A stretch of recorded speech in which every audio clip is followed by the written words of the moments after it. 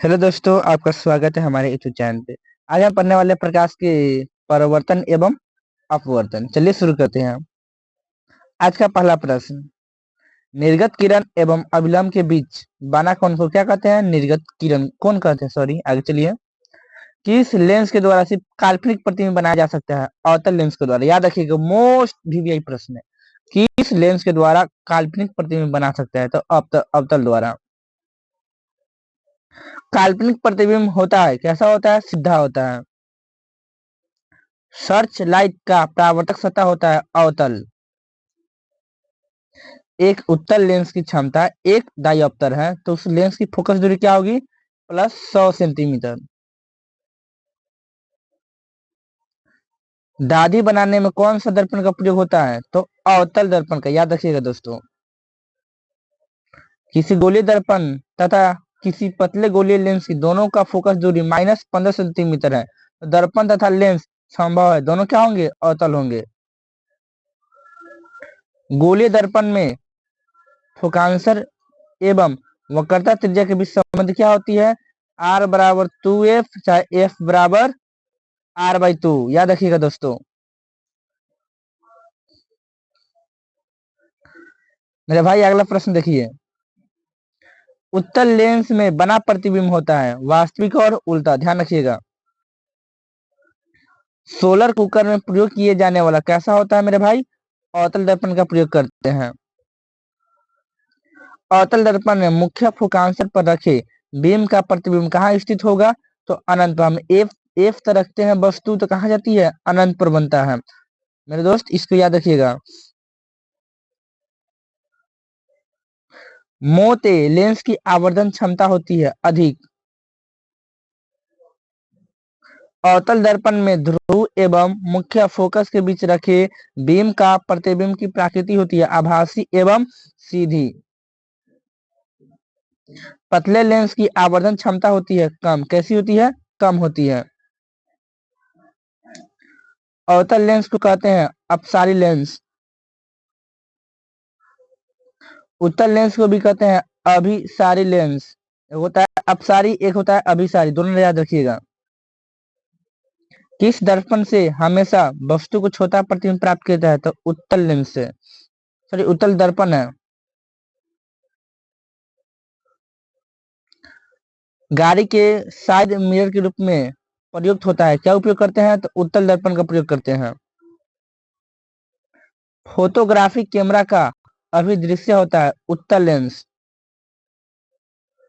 एक अवतल दर्पण की फोकस दूरी 10 सेंटीमीटर है, तो उसकी वक्रता त्रिज्या होगी 20 सेंटीमीटर। सरल सूक्ष्मदर्शी में किसका उपयोग होता है? उत्तल लेंस का।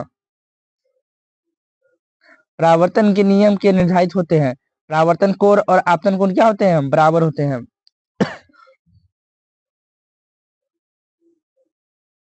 लेंस में मुख्य कितने फोकस होते हैं? तो 2 होते हैं। लेंस में ध्यान रखिएगा कितने होते हैं? 2 होते हैं। दर्पण में 1 होते हैं। प्रकाश के अपवर्तन के कितने नियम है? 2 नियम है। और परावर्तन के भी 2 नियम है। मेरे भाई, एक उत्तल लेंस होता है, कैसा होता है? तो किनारों की अपेक्षा बीच में मोटा होता है। मतलब किनारा पतला होगा, बीच वाला क्या होता है मेरे दोस्त? मोटा होता है। किसी माध्यम के अपवर्तनांक का मान क्या होता है? तो साइन आई बत्ते साइन आर। साइन आई बत्ते साइन आर होता है। अवतल लेंस का आवर्धन किसके बराबर होता है? तो v प्लस यू के। मेरे दोस्तों, मेरे भाई, उत्तल लेंस में जब बीम एफ और 2f के बीच रखा जाता है, तब प्रतिबिंब कहाँ बनेगा? बड़ा और वास्तविक बनता है। उत्तल लेंस का राशि केंद्र और मुख्य फोकस के बीच रखे बीम का प्रतिबिंब की प्रकृति कैसी होगी? आभासी एवं सीधा।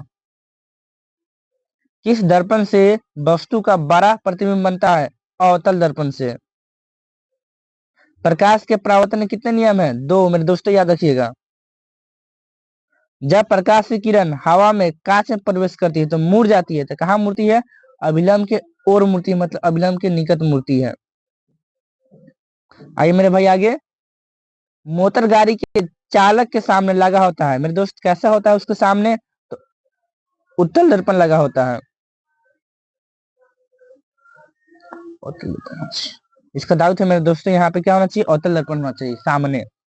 पीछे लगा रहता है तो वो उत्तल दर्पण होता है।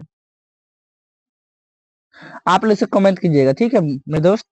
33, प्रश्न नंबर 33 का सही आंसर क्या है आप लोग कमेंट में बोलिएगा। प्रकाश का वेग न्यूनतम होता है कांच में, किसमें होता है? सबसे कम कांच में होता है।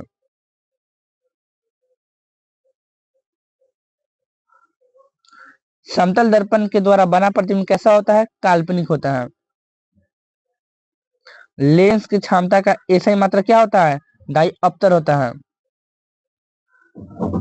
मोटर कार के हेडलाइट में किस दर्पण का प्रयोग होता है? अवतल दर्पण का होता है।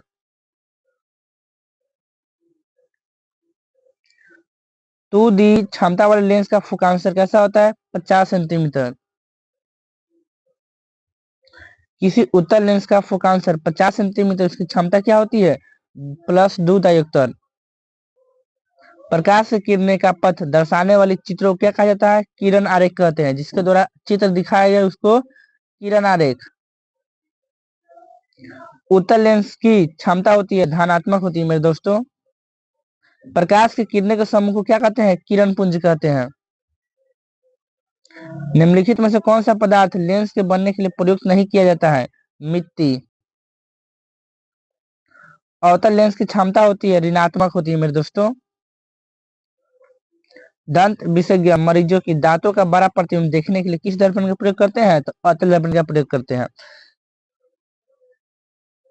निम्नलिखित में से कौन सा दर्पण सूत्र है? तो याद रखिए मेरे दोस्तों, 1/v प्लस 1/u बराबर 1/f होता है दर्पण सूत्र। गोलीय दर्पण का वक्रता केंद्र किस अक्ष पर निरूपित करते हैं? तो C से।